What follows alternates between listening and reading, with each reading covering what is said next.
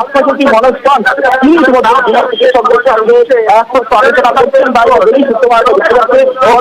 জানাবো পরে নিশ্চয়ই এই বৈঠক চলাকালীন এই বৈঠক শুরু হতে চলেছে আর কিছুক্ষণের মধ্যেই মুখ্য সচিবের সঙ্গে কিছুক্ষণ আগে মুখ্য সচিবের সঙ্গে এক প্রস্থ আলোচনা করেছেন জুনিয়র ডাক্তাররা, এমনই আপডেট জানালেন। আরে হ্যাঁ রে বাবা,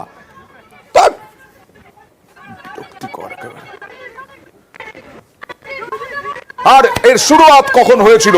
এই মুহূর্তের আপডেট হচ্ছে এক প্রস্থ আলোচনা হয়েছে জুনিয়র ডাক্তারদের সঙ্গে মনোজ পন্থের, মুখ্য সচিবের। তারপরে এবার মুখ্যমন্ত্রীর সঙ্গে বৈঠক হবে।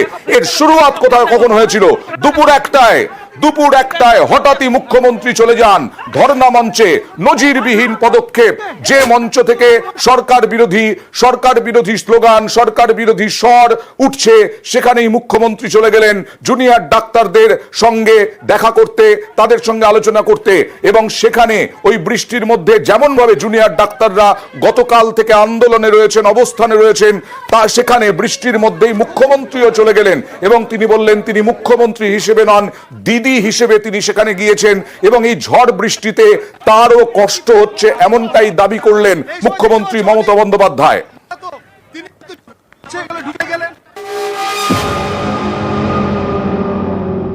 আমার সেফটি সিকিউরিটির বারণ থাকা সত্ত্বেও আমি নিজে আপনাদের এখানে ছুটে এসেছি, তার কারণ আমি আপনাদের আন্দোলনকে কুর্নিশ জানাই।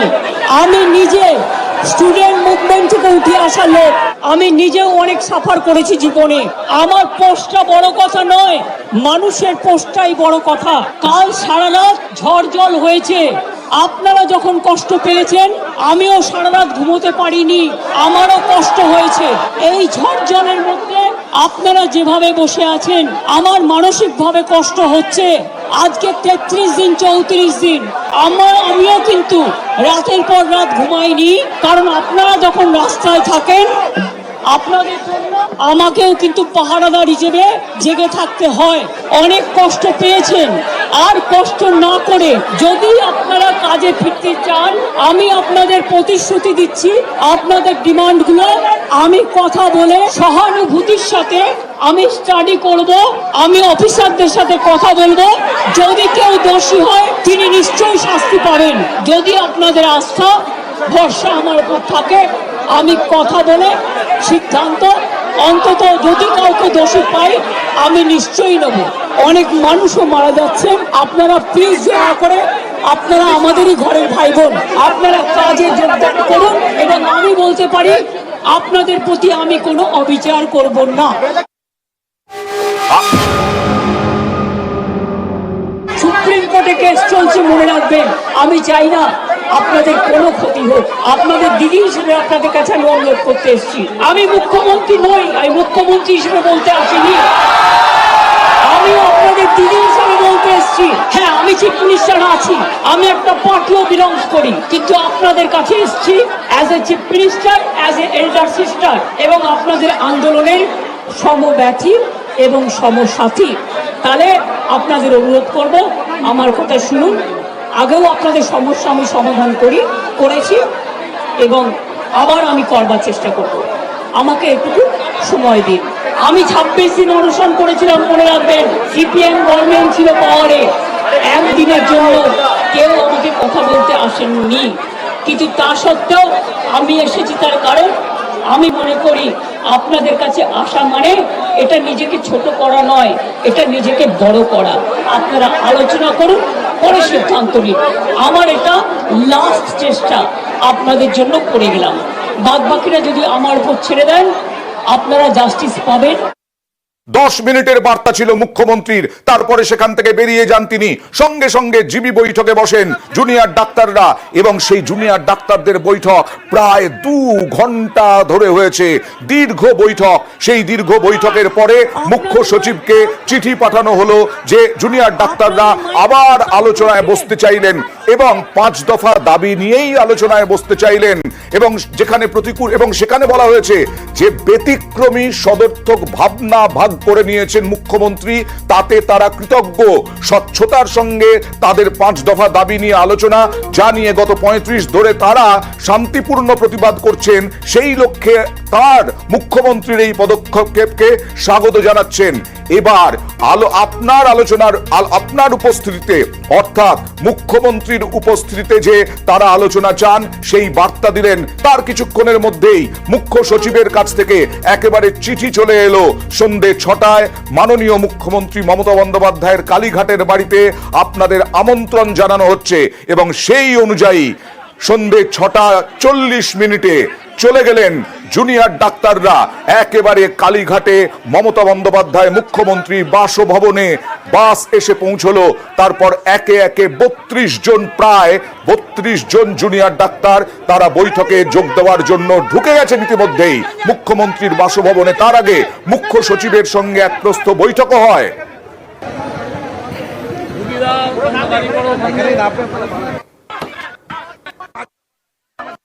বৈঠকের শর্ত কি কি? যে মুহূর্তে আমাদের দিক থেকে সেরকম কোনো জায়গা নেই, কিন্তু আমরা যেটা বারবার বলছি সেটা হচ্ছে এটাই, যে জায়গা থেকে উনি ডাকবেন আলোচনার জন্য আমরা সেই মুহূর্তে আসবো।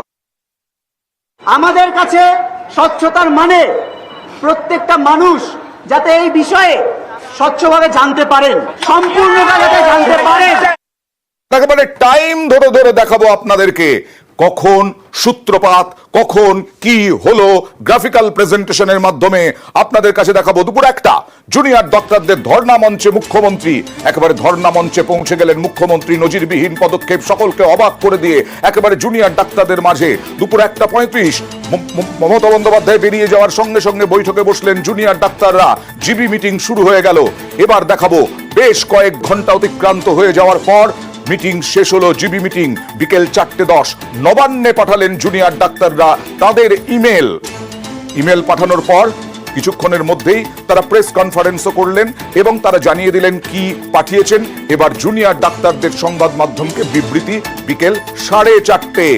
এরপরে কি হলো?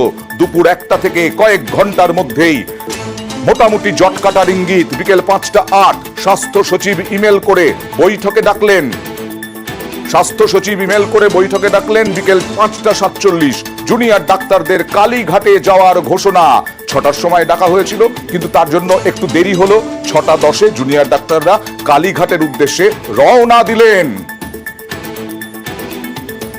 আমরা আলোচনায় বসতে চাই এবং মুখ্যমন্ত্রীর আজকের এই পদক্ষেপকে আমরা অত্যন্ত একটা পজিটিভ পদক্ষেপ হিসেবেই দেখছি। যে কোনো সময়, যে কোনো মুহূর্তে, যদি আজকে চান আজকে, এক্ষুনি চাইলে এক্ষুনি। তিনি সুনির্দিষ্ট কিছু জায়গা বা প্লেস, কখন, টাইম বলে যাননি। সেই উদ্দেশ্যে আমরা একটা মেল করেছি, আমাদেরকে আলোচনার জন্য একটা সময় দিন, টাইম দিন, প্লেস দিন। আমরা সেই মুহূর্তে আমাদের 5 দফা যে দাবি, সেই দাবিকে সামনে রেখে আমরা আলোচনায় বসবো। আলোচনা যদি করতে হয়, খোলা মনে আলোচনা হওয়া উচিত। সেখানে আমাদের জায়গা থেকে স্বচ্ছতা প্রশ্ন আমরা রেখেছি। আমাদের 5 দফা যে দাবি আছে, সেই দাবি নিয়ে আলাপ আলোচনা হলেই জট কাটতে পারে, যে কোনো মুহূর্তেই জট কাটতে পারে। এইবার তারা চলে গেলেন কালীঘাটের উদ্দেশ্যে। এখন একেবারে মুখ্যমন্ত্রীর বাড়ির ভেতরে আলোচনা কি শুরু হলো, যা নিয়ে গোটা রাজ্যের মানুষ উদ্গ্রীব। কথা বলবো প্রতিনিধি আবিরের সঙ্গে। আলোচনা কি শুরু হলো, তার আগে মনোজ পন্থের সঙ্গে কি কথা হলো জানা যাচ্ছে।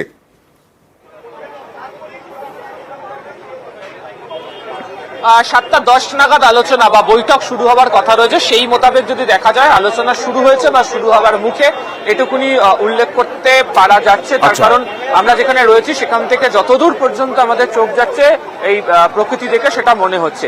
দ্বিতীয়ত হচ্ছে, আমরা যখন দুপুরেই আলোচনা করছিলাম অয়নদা, আমরা বারবার ধরে বলছিলাম এবার বল কিন্তু হচ্ছে জুনিয়র বা আন্দোলনরত যে চিকিৎসকরা রয়েছেন তাদেরই কোর্টে, তাদেরকেই সিদ্ধান্ত নিতে হবে।